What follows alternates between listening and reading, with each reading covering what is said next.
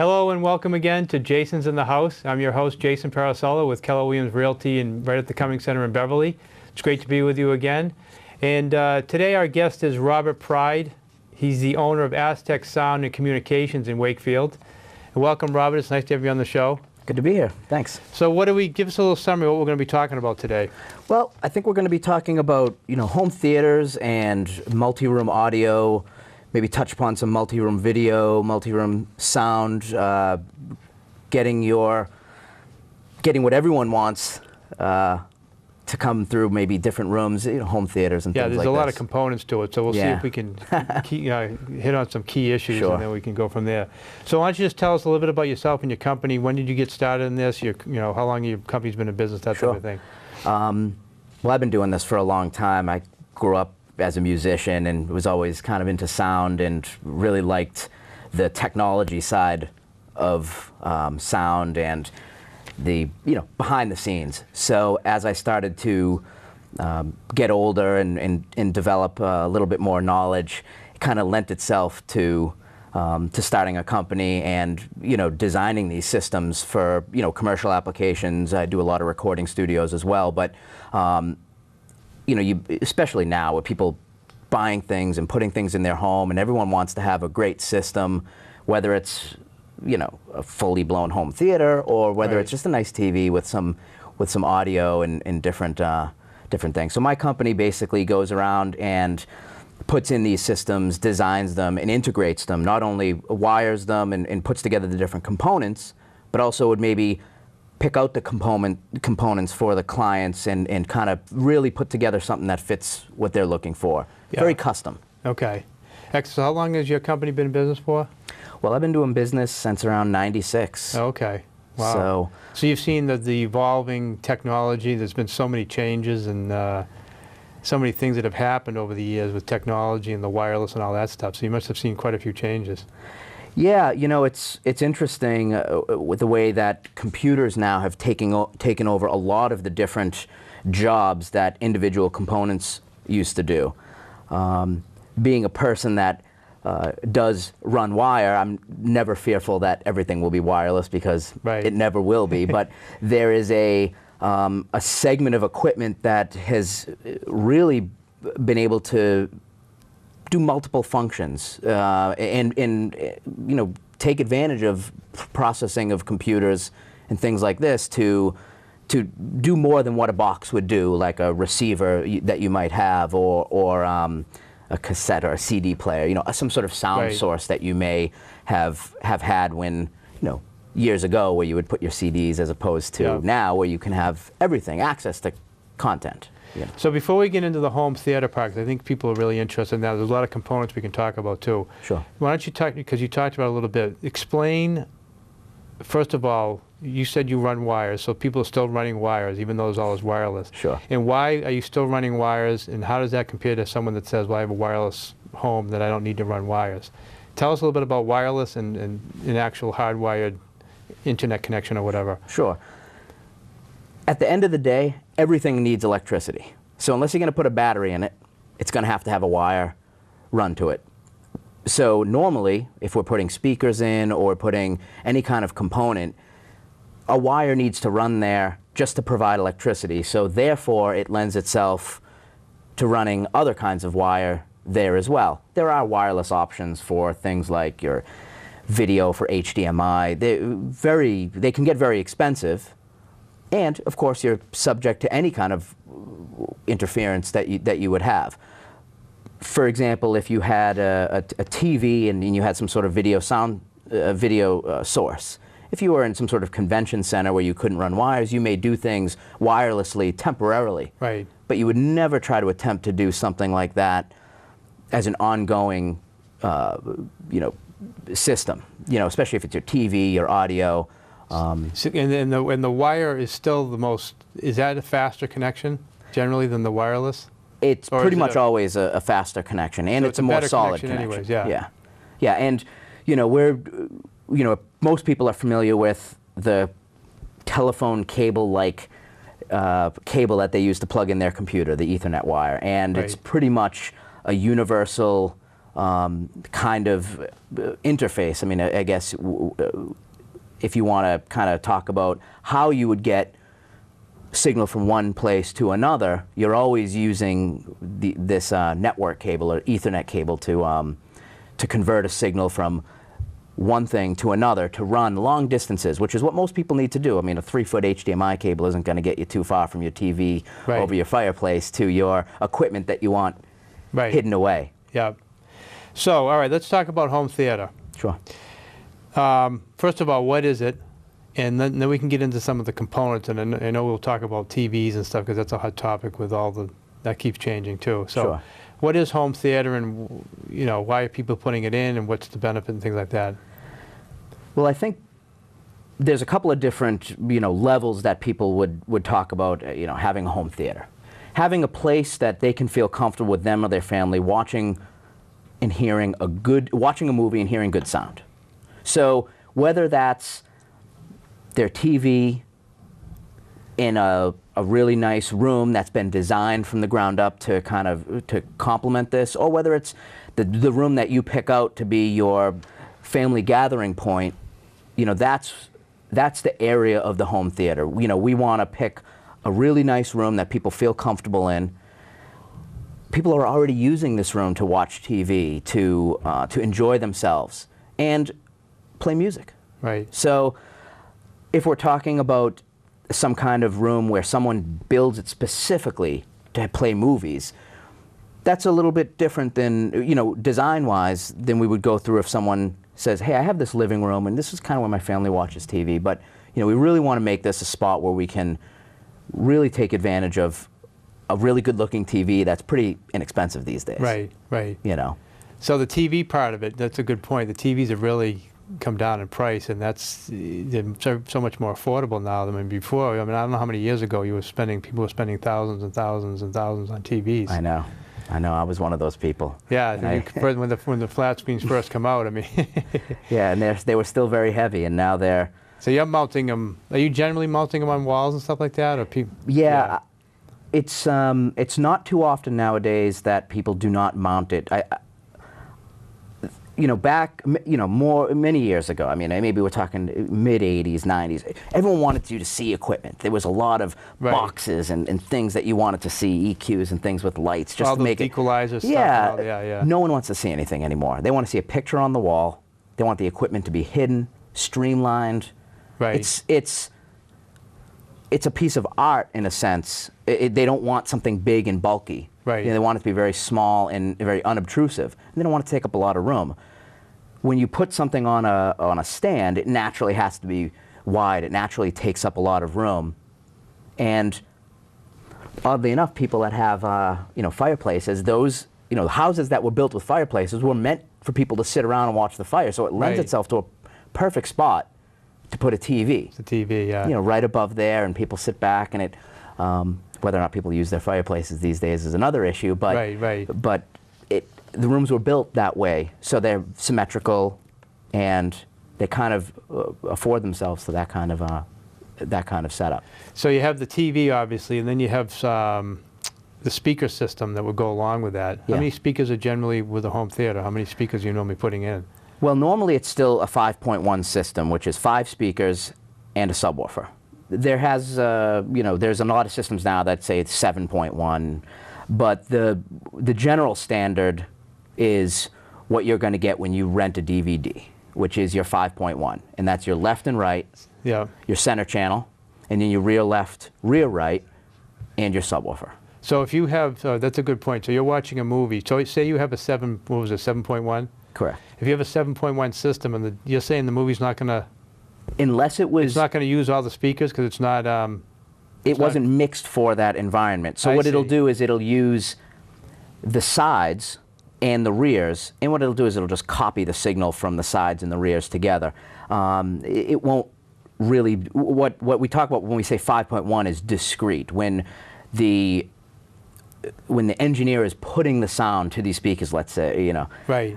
They put the sound, they put the voice in the middle. They don't put it somewhere that makes it sound like it's coming from, it's actually coming from that middle speaker. And when you hear bullets flying from left to right, they're not, they're actually coming from these speakers and moving from one speaker to the other. So when you have something that's I don't know, faked, when something makes it sound like it's surround, that's different than when you look at a DVD and it says Dolby Digital or DTX. Does it say it on there? Will it say 5.1? It'll say Dolby Digital, which is 5.1? That's 5.1. So Dolby Digital is 5.1. That would be the proper name. If I said you come into my house, I want the latest and greatest, and you said, well, you get then 7.1, would be like the top you could get.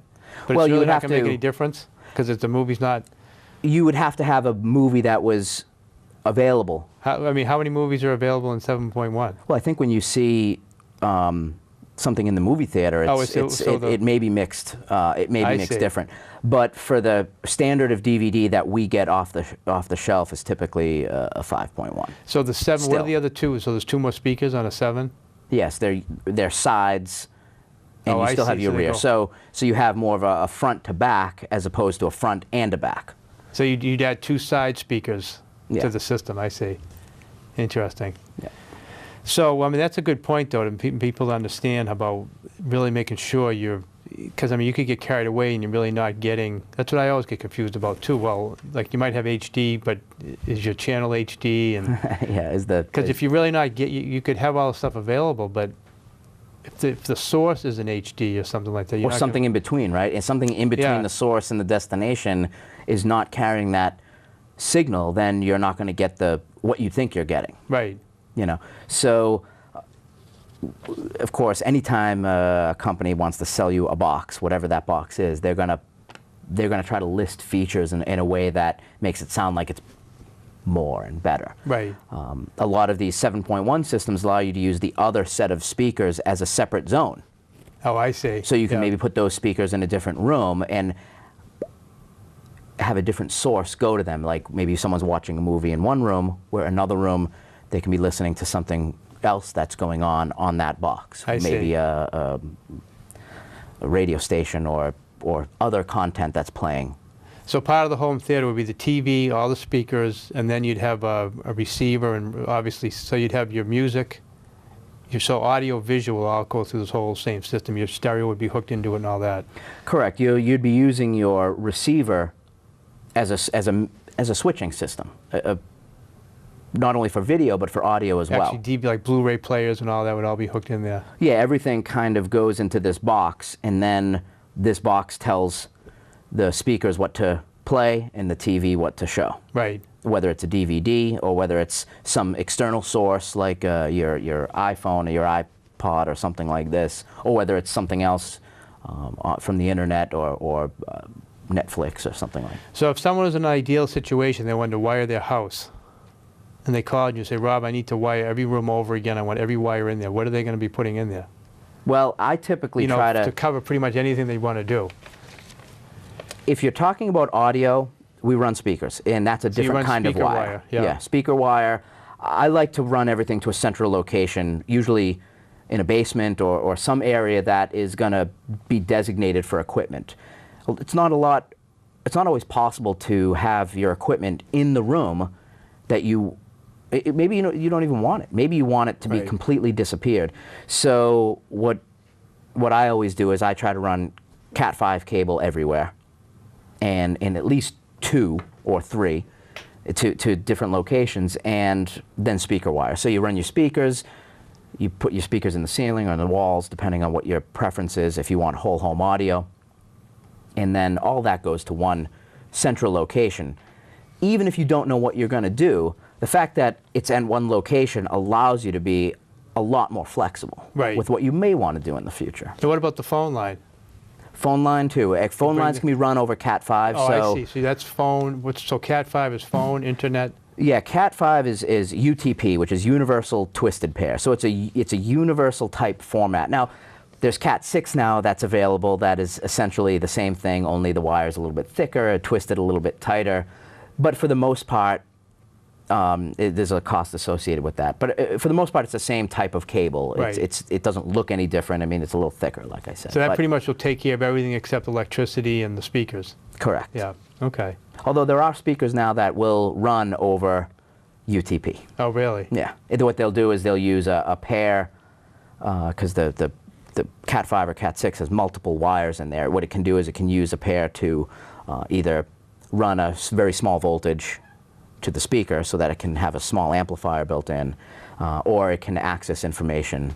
But some of these things still need to be powered, whereas, Right. you know, and that's where you Pretty much always run need everything wire. in the same area. Yeah, when the electricity, obviously if you have a brand new house, new construction, it's a lot easier to just run everything at once. Correct. Yeah. You know, my company usually goes in at the same time the electrician is finishing his rough work, Right. and the walls and everything is still open. Get And then everything done, you know, yeah. we put everything in a general area, and unless you know someone has a completely designed Right. house, you know, usually try to keep it a little bit open for flexibility.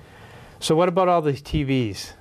I mean, Yeah. we don't need to get into all the details, but generally speaking, I mean, now there's what? Plasma, LCD, and LED?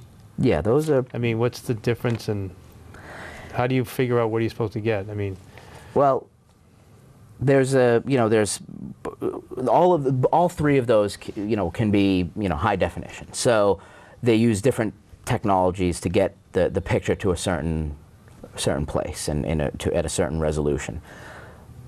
But typically now your LCDs and your LEDs, even to a greater extent, are going to be much lighter, and they just look very sharp. I mean, what people are used to seeing on their computer screen is, well, people's computer screens are, unless it's a big box, it's an LCD. LCD, right. So Yeah. the new technology is LED. Yeah.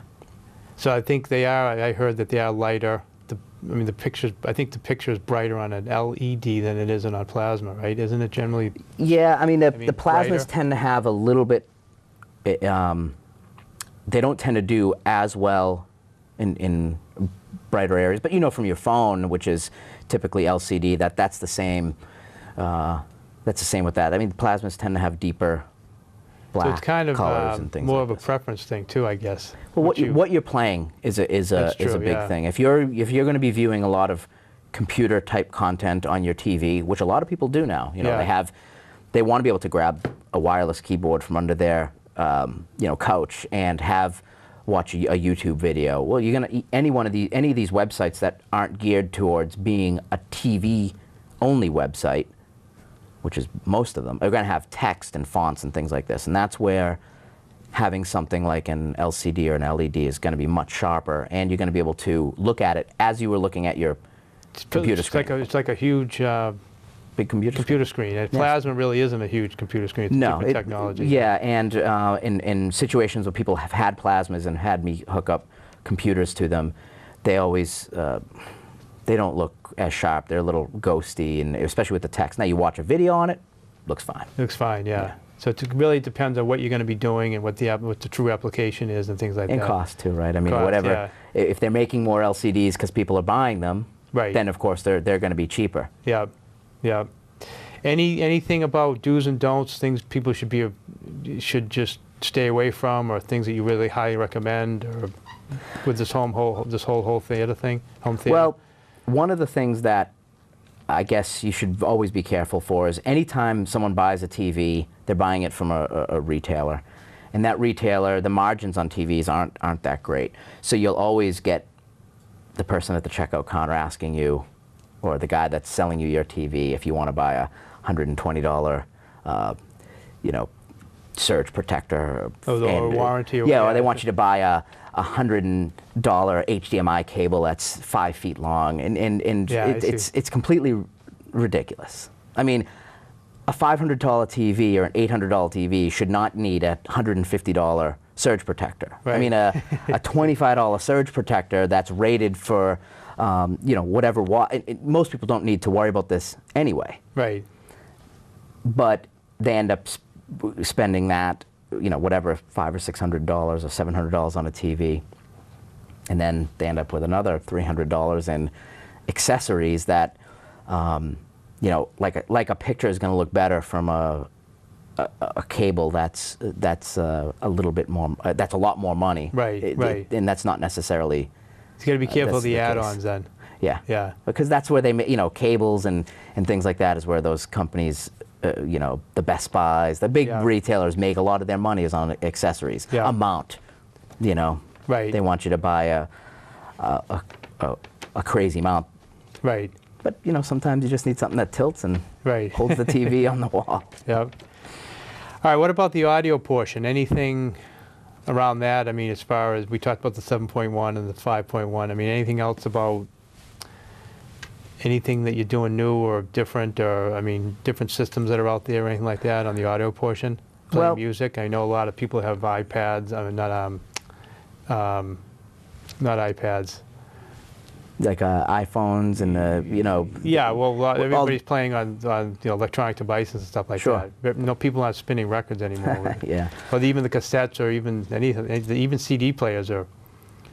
Yeah, for the most. So are you installing CD players and stuff, or people? What are they doing for sound? Not really. Most of the time, now, if I can convince someone to either get their CD collection off CDs. One of the systems that I really like for audio is Sonos, and companies like Sonos and there's a lot of other companies that do this, offer access to other content providers that allow you to get, I mean, if someone has a room full of CDs, you know, for $10 a month, you can have 50 rooms of CDs at your fingertips and never have to worry about putting something in. If someone's a little more old school and they have these CDs, maybe I'll try to convince them to get something like a disc changer, something that can put all their discs in that would recognize the discs. See, the problem is if you get the wrong device and you put discs in, I mean, who knows what's on disc 255? You want it to be able to read the text. Maybe it connects to the internet. What it can do is it can analyze the CD and say, oh, this is, So you know, Billy Joel's. There's some real high-end DVD players then. Yeah, CD players. CD players. Yeah, but for the most part, those are you know, fading fast. You're pretty much going. People are going to music services. So that's and so you need a device that's going to be able to, whether it's playing music through your computer or whether it's whatever it is, you want something that's going to device that's going to be able to pull from all these areas and play. Yeah, you want to. I think people don't go out necessarily and buy a DVD all the time, right? They expect that content to be available when they need it. That's the way music is going. People may have this CD that they bought in, you know, 1992, but that CD and that music on that CD is already available through a music provider. Right. So, although it's great to use what you have, and a lot of people will go and they'll use a program like iTunes to take all their CDs and convert them into a music library that then they can use this, either Sonos or Squeezebox or any of these other companies to pull the content from their computer and play it. So that's basically that's the new thing. So you're pulling the content, like you said, and then playing. Yeah, whether it's your own content from your own, you know, shared hard drive or your own computer that's in your office that has all your music on it. Right. Or it's a service that you either a free service like Pandora, which will give you something like John Mayer and a John Mayer song every, you know, once in a while. Or but if you want to hear, you know, the exact music, you'll pay for a service that will play you the exact song that you're looking for. The exact album or whatever you want to play. Yeah. So that brings me into also there's all these other things these devices that are playing TV or video or like you know, Netflix online or all these different boxes and things that people talk about. That's you can record shows or I mean there's all that stuff going on too. Yeah, the ability to kind of, you know, whether it's you know, time shift your TV. A lot of people now, you know, DVRing their video. So they're not really watching live TV anymore. They're watching taped. I mean, they're taping everything and watching whatever they want. Yeah, because I mean, who wants to get home at 8 o'clock to watch a program that then they have to sit and watch commercials? Right. People want to record something, and then they want to say, "Hey, you know, I got a half hour or 45 minutes before I go to bed. Maybe I'll watch this, and then I can pause it if I get tired." And I mean, why not, right? That's what we do with our CDs in our car or music. We listen to what we want to when we want to, for the most part. I'm just curious too, before I forget. I mean, there's such an ability now to cut out the commercials. I mean, where is that all going? I wonder if people are getting concerned about. Yeah, it's a who knows people what will, watching the computer. well, now you see, if if I had my little Coca-Cola right here, that would be my product placement. I mean, you see that all over the place. You see that on the movies all the time now. TV shows, everything you see. Yeah, you definitely see a lot more of that. Yeah, the back of a Dell computer when someone, flips up a computer to do something. That's the advertising. Yeah. Integrate it into the show. Yeah. That's fine with me. If I guess that's where it's all going then, right? It's just to be part of the show now, so that you can't. Yeah, or you'll pay for it. Yeah. You'll pay for the content like you do with a movie. Yeah. Although they will product place in a movie too, even though you've paid your $14.95 or whatever for it. All right, the few minutes we have left, I want to get into a little bit about, we talked about the wireless. So how does this all relate to your computers, or like having, just a networking system in your house that kind of ties everything together, even your computers and all that stuff? Are you putting in like small little networks in people's homes and stuff? Yeah, a lot of residents, residential installations, and anyone with a family with more than one computer, we always put in small networks. And the networks can be something as simple as a router on someone's desk to a router in the basement and access points throughout the house, so that anyone can go from the 3rd floor to the 2nd floor and never be out of wireless communication. So the whole house would be wireless? The whole house is wireless, yeah. You could go to your bedroom or your office if you wanted to plug it in, if you wanted to, and keep it there, or pull it out and go in the kitchen and work typically or whatever. Anything that lives somewhere, if you have a box that streams video, that's going to live behind the TV or hidden somewhere. I mean, I always try to make those wired, because they tend to be a lot more stable, and they tend to be a lot less choppy, especially when people start splitting up the internet connection between a couple of cell phones, an iPad, and a couple of other wireless devices, and you're trying to stream a huge amount of content. It's always better to do it wired if you can. Yeah. Now, are you putting in any like small little server type things that people are putting all their files on or anything like that? Or generally, people are kind of saving everything on their own individual. With people with family, with kids and everything, are they all putting everything on one device, or backing things up?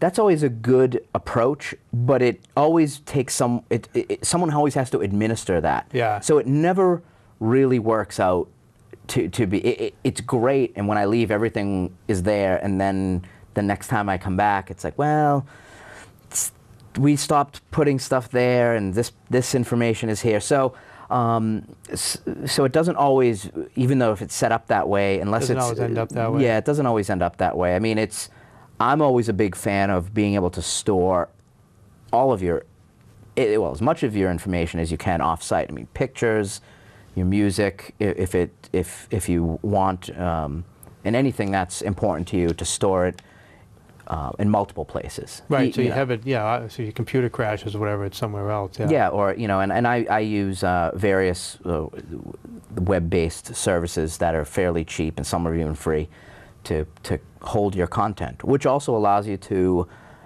not only use it as a backup, but able to be out in the field and open your laptop and have a file or a picture or a song or something that you have, that you own, right, on all your devices. Yep. Because you shouldn't have to say, yeah, those pictures are on my computer at home, I'll show you them, next time I got to put them on a drive and move them. It's unnecessary. Right. Should always be in one location that you can access all the time. Yeah. Excellent. Anything real quick? We got about a minute left on hot products. Anything that you mentioned a few? Anything real hot that you're dealing with now, or is it? There's all the every day, right? There's new things coming out, and every company